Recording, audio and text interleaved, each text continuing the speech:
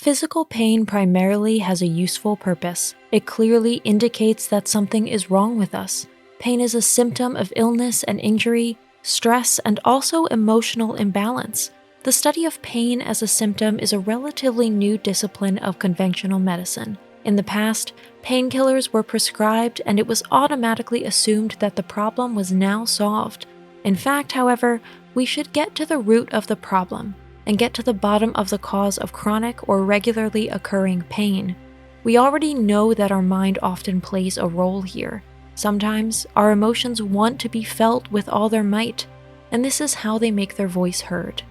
In today's video, we'll introduce you to 10 types of physical pain whose causes should actually be sought in your heart.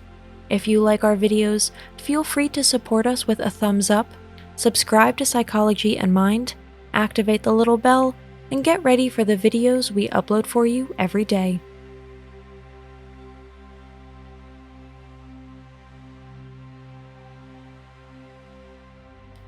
Number 1. Shoulder discomfort.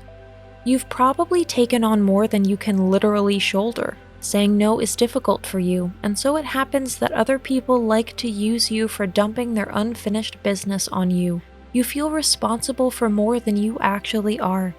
Don't let yourself become the beast of burden for your fellow man. Delegating tasks and responsibilities is an important learning process that will have an immediate positive impact on your well-being. Number 2. Upper back pain. The area from the upper back to our shoulder blades is the backbone for our heart. Feelings accumulate there that would actually be a clear case for our strong muscle to handle the emotional load of our lives. Repressed or unanswered feelings for another person can cause pain and a feeling of pressure there, as can regrets over missed opportunities, rejection, and loneliness. Number 3. Lower back pain. We can think of the base of our spine as the foundation on which we have built our emotional life. For this, we need financial security and the certainty of not having to suffer an existential crash landing. Lower back pain often manifests money worries. They torment us whenever we are at a crossroads professionally, want to ask for a raise with an uncertain outcome, or have made investments that may not turn out in our favor. Number 4. Tingling and pain in hands and fingers. Our hands are our point of connection to the world outside. We reach out to strangers to greet them, wave at them, and make physical contact with them. If we feel pain in our hands, loneliness may be the reason. We are missing the interpersonal component in our lives. We would like to have someone within reach. Most of the time, this is our own negative beliefs and memories of bad experiences that keep us from reaching out more to others. Number 5. Migraines and headaches.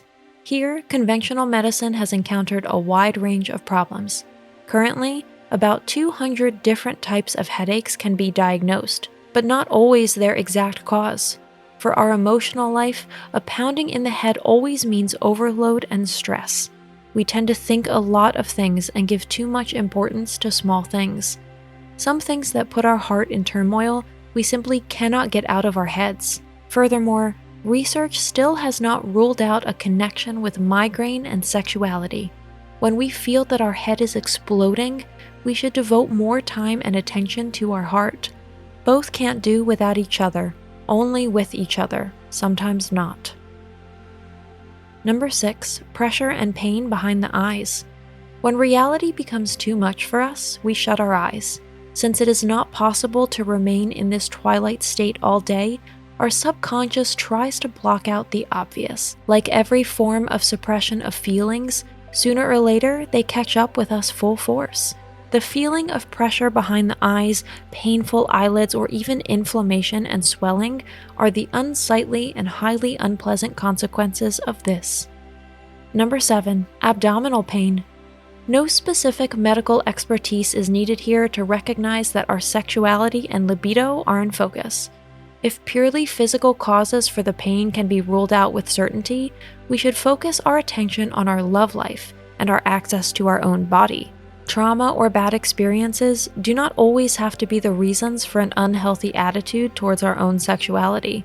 Disappointment and dissatisfaction in this area of a relationship also play a role, not to mention a lack of effective communication. Number 8. Throat and larynx pain. If everyday illnesses, such as a sore throat, can be ruled out, this region of our body offers a fairly broad spectrum of complaints that are not purely physical in nature. Right at our larynx sits the thyroid gland. It regulates our hormone balance and is also, in simplified terms, the orthodox medical counterpart to the throat chakra. It is responsible for everything concerning our communication behavior and our connection to the outside world. Nor should we neglect the role of the throat region with regard to the vernacular, which, as we know, hides a great deal of wisdom behind loose sayings.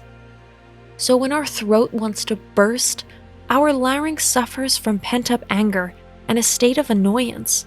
In addition, it permanently harms our emotional life if we always dutifully swallow everything that bothers us instead of calling a spade a spade. Greed and misguided ambitions can also cause us pain in the larynx.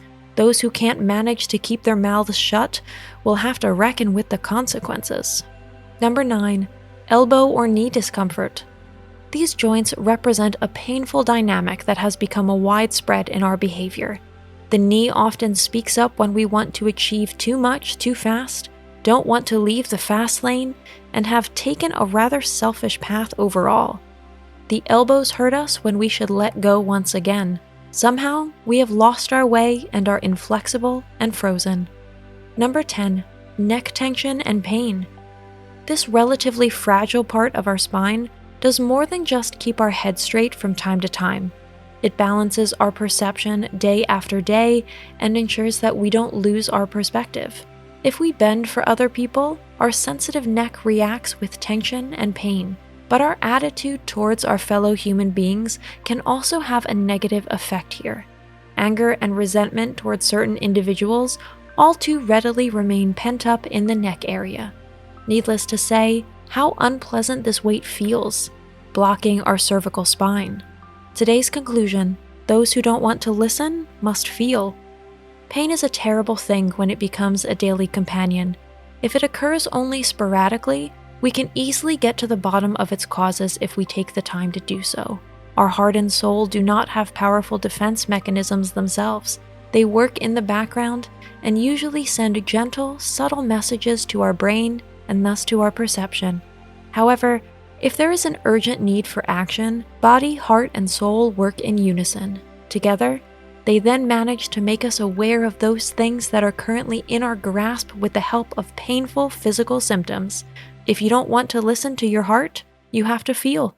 That's it for today. Thanks for watching. Did you find this information helpful? Do you have experience with it? We would love to hear from you. Leave a comment below and let us know your thoughts. For more resources about mental health, self-improvement, and psychology, visit our website. You'll find the link in the video description where you can also connect with us on social media and sign up for our email list. Take care of yourself and have a beautiful day.